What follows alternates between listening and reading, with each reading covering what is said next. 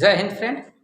हम देख रहे हैं इंडियन जियोग्राफी और इंडियन जियोग्राफी में अभी हम लोग इंडियन प्लेन देख रहे हैं, यानी कि उत्तर भारत का जो विशाल मैदान है, नॉर्थ इंडियन प्लेन के बारे में हम लोग डिस्कस कर रहे हैं। इसमें हमने देखा था कि किस तरीके से ये उत्तर भारत का जो विशाल मैदान है, इसे जो है हम लोग क्षेत्र के आधार पर इसका विभाजन कर चुके हैं और क्षेत्र के आधार पर हम लोग इसमें 4 अलग अलग भागों में इसको डिवाइड किए थे, जिसमें पहला आता है राजस्थान का मैदान, पंजाब हरियाणा का मैदान, गंगा का मैदान और ब्रह्मपुत्र का मैदान।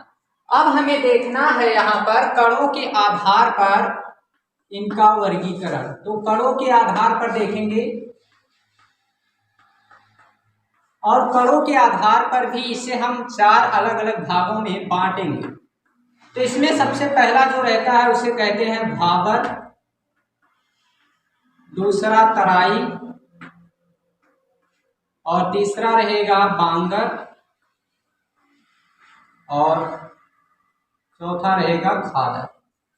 तो इस तरीके से 4 अलग अलग भागों में बांटकर इसको हम लोग पढ़ते हैं। तो यहाँ पे अब हम लोग देखेंगे एक एक के बारे में, और ये जो कणों के आधार पर इसको बांट रहे हैं, ये किस कारण से ऐसा हुआ है। तो सबसे पहले हम लोग यहाँ देखते हैं कि ये नदी है और इसमें सबसे मुख्य नदी के रूप में जो भारत में जो मैदान के कारण, मतलब जो जिनके कारण मैदान बना हुआ है, वो कौन कौन सी नदियां हैं। तो इसमें 3 नदियां हैं। पहली रहेगी इंडस रिवर, मतलब सिंधु नदी, और दूसरे नंबर पे रहेगी गंगा और तीसरे नंबर पे रहेगी ब्रह्मपुत्र। तो इस तरीके से ये 3 नदियां रहेंगी और इनमें जो इंडस रिवर है, सिंधु नदी है, इसकी 5 सहायक नदियां हैं, जैसे भी आर्यस, झेलम, चेनाब, रावी, सतलज, व्यास। ये 5 सहायक नदियां हैं। और गंगा में जो रहेगी, इसमें अगर हम लोग देखेंगे तो इसकी कुछ नदियां हैं, जैसे है गंडक है, कोसी है, इस तरीके की इसकी भी नदियां हैं।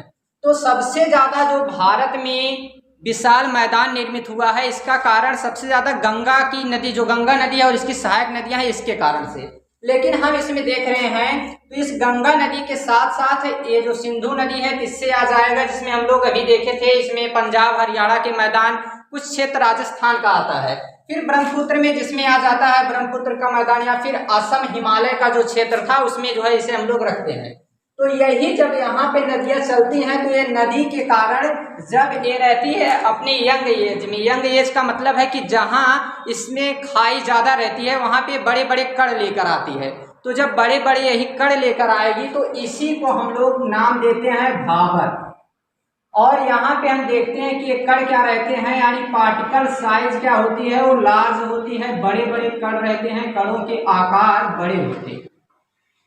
तो यहाँ पे हमें याद रखना है कि इनके कणों के आकार कैसे हैं। तो कणों के आकार यहाँ पे बड़े रहेंगे, कणों के आकार बड़े रहेंगे। और यहाँ पे फिर एक चीज और याद रखना है कि कणों के आकार यदि बड़े होंगे, तो यहाँ पर पानी रोकने की क्षमता जो होगी, वाटर रिटेंशन कैपेसिटी, ये क्या होगी, कम होगी। तो यहाँ लिखेंगे WRC। तो यहाँ पे क्या हो जाएगा, वाटर रिटेंशन कैपेसिटी, यानी पानी रोकने की जो क्षमता होगी। यहाँ पे आप देखेंगे तो ये कण बड़े बड़े हैं। तो जब यहाँ से नदियाँ, कोई नदी गुजरेगी, छोटी सी नदी, जैसे इसके लिए एक एग्जाम्पल है सरस्वती नदी। ये सरस्वती नदी जब हरियाणा से निकलती है, तो हम लोग देखते हैं कि वहाँ जैसे ही भाबर का मैदान मिलता है, तो इस भाबर के मैदान के सामने जैसे ही ये प्रवेश करती है, यहाँ पे पहुँचती है, तो हम लोग क्या देखते हैं कि यहाँ पे नदी क्या हो जाती है, गायब हो जाती है। और इस नदी के गायब होने का क्या कारण है, इसके गायब होने का केवल एकमात्र कारण है कि इसमें जो कणों के आकार हैं वो बहुत बड़े बड़े हैं, जिसके कारण से ये जो है नदी नीचे से बहती है, केवल दिखाई नहीं देती है। उसी तरीके से जैसे आपके सामने गिट्टी का एक ढेर रखा गया है और उस पर आप पानी गिराएंगे तो पानी दिखाई नहीं देगा, नीचे चला जाता है। लेकिन अगर कोई मिट्टी है या फिर जो वहाँ पे बालू वगैरह, उस पर आप गिराएंगे, थोड़ा सा वो जो है आपको बाहर भी दिखेगा। तो इसी तरीके से क्या होगा कि इनके कण बड़े बड़े हैं, तो इसी कारण से यहाँ पे वो पानी दिखाई नहीं देते। तो कहते हैं कि नदियाँ यहाँ पे क्या हो जाती हैं, डिसअपीयर हो जाती हैं, मतलब गायब हो जाती हैं, दिखाई नहीं देती हैं। तो इसमें हमें याद रखना है कि पानी रोकने की क्षमता कम होती है और कणों के आकार बड़े होते हैं, और इसमें नदियां क्या हो जाती हैं, तो नदियां गायब हो जाती हैं।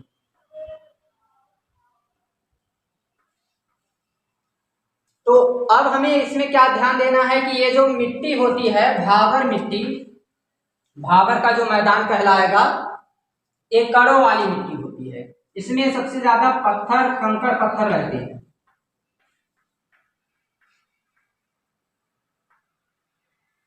इसमें पत्थर और कंकड़ केवल रहते हैं, तो ये चीज हमें ध्यान देना है। फिर दूसरे नंबर पे आती है तराई, और तराई में क्या होता है कि पार्टिकल साइज छोटे होते हैं, मतलब इसमें कणों के आकार जो होते हैं वो छोटे होते हैं, और जब भी कणों के आकार छोटे रहेंगे तो इसमें पानी रोकने की क्षमता, वाटर रिटेंशन कैपेसिटी क्या होगी, वो अधिक होगी। यहाँ पे वाटर रिटेंशन कैपेसिटी क्या होती है, तो यहाँ पे लो होती है, और यहाँ पे क्या होती है, यहाँ पे वाटर रिटेंशन कैपेसिटी क्या रहेगी, हाई। तो कणों के आकार कैसे रहेंगे, कण के आकार रहेंगे यहाँ पर छोटे, और यहाँ पे वाटर रिटेंशन कैपेसिटी यानी कि WRC, पानी रोकने की क्षमता हाई रहेगी, जिसके कारण से यही सरस्वती नदी जब यहाँ से निकलती है हरियाणा से, तो यहाँ गायब हो जाती है भावर के मैदान में। लेकिन फिर यही नदी जैसे ही तराई के मैदान में आती है, तो तराई के मैदान में आने के बाद ये नदी फिर से दिखाई देने लगती है। यहाँ पे हम लोग कहते हैं कि नदी का रीअपीयर होना, यानी नदी फिर से दिखाई देने लगती है। वो कौन से मैदान है, तो तराई का मैदान रहेगा, जहाँ नदियाँ फिर से दिखाई देने लगेंगी। यहाँ फिर से दिखाई देने लगती है। और ये जो मिट्टी होती है, ये चिकनी मिट्टी भी कहलाती है, चिकनी मिट्टी। यहाँ की मिट्टी जो है वो चिकनी मिट्टी रहेगी, दलदली रहती है। तो अभी तक भाबर और तराई ये दोनों अलग हैं, और एक खादर और बांगर ये दोनों अलग हैं। ये पूरी तरीके से मिट्टी रहती है केवल, और यहाँ पे इन दोनों में क्या रहता है, इनमें कुछ कंकड़ पत्थर के छोटे छोटे कण होते हैं। यहाँ पर नदियां वी आकार की घाटी बनाती हैं। वी आकार की घाटी का मतलब है कि सीधे जो है यहाँ नीचे की तरफ ज्यादा जो है ये लोग काटेंगे। ये जो नदी रहेगी यहाँ पे देखेंगे तो ज्यादा काटेगी नीचे की तरफ, तो घाटी वी आकार की बनेगी। और जब इसके बाद मिट्टी वाले क्षेत्र में जब आएगी, जहाँ पे मिट्टी वाले मैदान मिलेंगे जैसे बांगर और खादर, तो यहाँ पर यू आकार की घाटी बनेगी। यहाँ पे एक बगल में ज्यादा काटती है, ज्यादा नीचे की तरफ नहीं काटती है नदियां। तो यहाँ पे यू आकार की घाटी और इधर जो है बी आकार की घाटी बनती है। तो अब हम लोग बांगर और खादर देखते हैं। भाबर और तराई में कण बड़े बड़े होते हैं, और भाबर में सबसे बड़े कण होते हैं, और तराई में उससे छोटे कण होते हैं। वहां पे नदियां, जैसे वो सरस्वती नदी के बारे में एक मिथ है, मतलब झूठी बात है कि सब लोग कहते हैं कि जो वो नदी इतनी पवित्र है सरस्वती नदी कि अगर उसमें कोई हाथ डालेगा तो गायब हो जाती है। और कौन उसमें हाथ डालेगा, मतलब जो जैसे कि पापी आदमी रहेगा। तो इतनी पवित्र नदी है कि उसमें अगर कोई हाथ डाल देता है तो अपवित्र हो जाती है, इस कारण से गायब हो जाती है। तो ये केवल कहने की बात है। ये इस कारण से होता है क्योंकि ये मैदान भाबर और तराई का है, तो भाबर में कणों के आकार बड़े होते हैं, इस कारण से गायब हो जाती है। और वही नदी जैसे ही ये आ जाती है तराई के मैदान में, तो वहां से फिर से वहां रीअपीयर हो जाती है, मतलब वहां दिखाई देने लगती है। फिर हम देखते हैं यहाँ पर बांगर के बारे में और खादर के बारे में। तो बांगर और खादर में क्या है, देखिए इसमें हमने बताया कि ये नदियों के कारण बनते हैं मैदान। तो नदियों के कारण जब बनते हैं तो यहाँ पे हम देखते हैं कि कोई भी एक नदी का एग्जाम्पल लेते हैं। अब मान लेते हैं कि ये नदी कोई है, जैसे गंगा ही कह देते हैं इसको। तो इस नदी को हम देखेंगे कि अप्रैल मई के समय में इस नदी का जी निकलने को होता है, मतलब ऐसा लगता है कि अब ये खत्म होने वाली है, ठीक ना, एकदम सूख जाती है, इसका जी निकलने को होता है अप्रैल मई के समय में। तो इसका जो पानी होता है काफी ज्यादा कम हो जाता है, इसका क्षेत्र बहुत ही कम हो जाता है। लेकिन जैसे ही जून जुलाई का समय आता है, तो जून जुलाई के समय में यही नदियां अपनी औकात दिखा देती हैं, मतलब फैल जाती हैं। और जब ये फैलेगी तो नदी का पानी जैसे जैसे आगे की तरफ बढ़ेगा, तो पानी के साथ साथ यहाँ पर मिट्टी भी लेकर जाएगा। अब यहाँ पे क्या होगा कि जैसे ही पानी के साथ यहाँ मिट्टी भी जा रही है तो इसी मिट्टी को हम लोग क्या कहते हैं, इसी मिट्टी को हम लोग कहते हैं बांगर और खादर, ठीक ना। तो क्योंकि जब जैसे ही ये पानी लेकर जाएंगी नदियां आगे तो पानी के साथ मिट्टी भी जाएगी और मिट्टी में क्या होगा, इसी को हम लोग नाम देंगे खादर और बांगर। अब देखिए जब ये पानी जाएगा फिर वापस जब फिर से नदी सूखेगी तो सूखने के बाद ये वहां से लेकर जब केवल पानी जो है सूखेगा तो वहां से वो मिट्टी को तो लेकर आएगी नहीं, इस कारण से वहां पे हर साल नई मिट्टी जो जाके इकट्ठा हो जाती है तो इसी को नाम दिया जाता है खादर। खादर इसलिए कहते हैं क्योंकि जो है इसमें देखते हैं कि जैसे खाद की मात्रा ज़्यादा रहती है, इसमें किसी भी फसल को जब आप उगाएंगे तो इसे उगाने की क्षमता, फसल को उपजाऊ करने की क्षमता सबसे अधिक खादर मिट्टी में होती है। तो इसे खादर इसीलिए कहा जाता है क्योंकि खाद की मात्रा इसमें ज़्यादा दिखाई देती है। अब देखिए इन दोनों मिट्टी को एक साथ मिलाकर जलोढ़ मिट्टी कहते हैं, जलोढ़ मृदा। अब जलोढ़ का मतलब क्या होता है, जलोढ़ का मतलब ये रहेगा कि जल से उड़ाई, ठीक ना। सिंपल अगर इसका समझना चाहेंगे जैसे जल उड़ा दिया गया है तो जलोढ़ मृदा रहेगी। दो मिट्टी रहती है, एक रहेगी बांगर, एक रहेगी खादर। ये दो मिट्टी रहती है बांगर और खादर, इसी को जलोढ़ मृदा कहते हैं। न्यू एल्यूवियल सॉइल यानी कि नई जलोढ़ मृदा, और उसी को कहते हैं ओल्ड एल्यूवियल सॉइल यानी कि पुरानी जलोढ़ मृदा। तो नई जलोढ़ मृदा खादर को कहते हैं, इसे कहते हैं न्यू एल्यूवियल सॉइल यानी कि नए जलोढ़ मृदा, और जो बांगर है इसे ओल्ड एल्यूवियल सॉइल कहते हैं, मतलब कि पुरानी जलोढ़ मृदा। अब देखिए जब नई जलोढ़ मृदा इसे, जब यही नदियां जिस वर्ष वो बारिश हुई जून जुलाई के समय में जब जल के साथ मिट्टी आई तो इसी को खादर कहा जाएगा, नई जलोढ़ मृदा कहा जाएगा। और इसी मिट्टी को 2 से 3 साल बाद हवा के द्वारा, लोगों के द्वारा या फिर अन्य कारणों से यही मिट्टी जब दूसरे स्थान पर चली जाएगी तो इसी को हम लोग नाम देते हैं बांगर। तो बांगर और खादर मृदा क्या है, बांगर और खादर मृदा को हमें ध्यान देना है कि जो खादर मृदा है ये हर साल निर्मित होती है, इसमें फसल को उपजाऊ करने की क्षमता सबसे अधिक होती है। और जो बांगर मिट्टी है, इस बांगर मिट्टी में अगर हम लोग देखेंगे तो 2-3 साल बाद वही नई मृदा जो है वही दूसरे स्थान पर चली जाती है, तो इसी को नाम दिया जाता है बांगर मृदा। इसमें हम लोग देखते हैं तो ये मिट्टी जो है इसे इस तरीके से बनाएंगे, ये बांगर का मैदान कहलाएगा।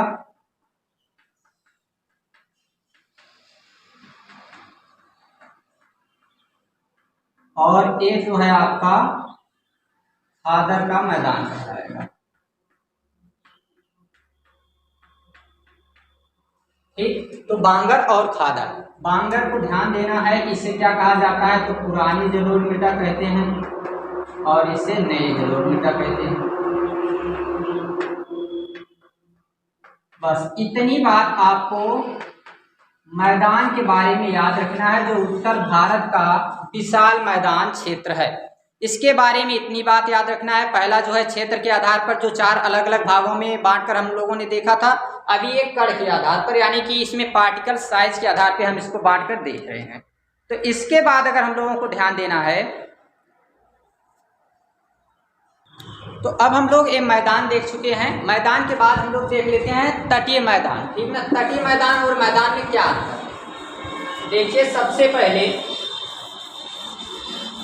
हम लोग भारत के भौतिक स्वरूप के बारे में देख रहे हैं, भौतिक विभाजन देख रहे हैं।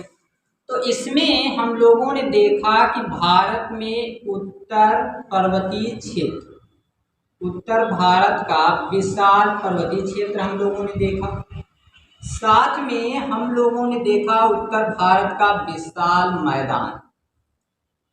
अब इसके बाद हम लोगों को देखना है, अभी तक ये क्षेत्र देख चुके हैं, काराकोरम, लद्दाख, जास्कर, कैलाश, महान हिमालय, मध्य हिमालय, शिवालिक, पूर्वांचल, ये सब देख चुके हैं।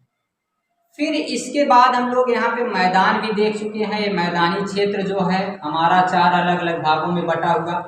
अब हमें ध्यान देना है इस तटीय क्षेत्र के बारे में। इस तटीय क्षेत्र के बारे में अब हम लोगों को देखना है, इसी को नाम देते हैं तटीय मैदान। अब देखिए तटीय मैदान में यहाँ पर आपको ध्यान देना चाहिए कि हमारे भारत में एक टेढ़ी मेढ़ी रेखा, एक प्रायद्वीप भारत इसे कहते हैं। प्रायद्वीप भारत क्या होता है, मतलब प्रायद्वीप किसे कहते हैं? तो भूमि का वह भाग जो तीन तरफ पानी से घिरा हुआ, इधर से एक तरफ हो गया, ये दो तरफ, और यानी भूमि का वह भाग जो तीन तरफ पानी से घिरा हुआ हो उसे प्रायद्वीप कहते हैं। और ऐसा ही प्रायद्वीप होने के कारण इस क्षेत्र को प्रायद्वीपीय भारत कहते हैं, प्रायद्वीप भारत कहते हैं, इसे प्रायद्वीप भारत इसे कहा जाता है। और इसमें दो तरीके से हम लोग बांट के पढ़ते हैं। एक तो इसमें हम लोग देखते हैं पठार को, एक देखते हैं इसमें पर्वत को। पर्वत मतलब पहाड़ियां कुछ छोटी छोटी, वो हिमालय पर्वत की बात नहीं हो रही है।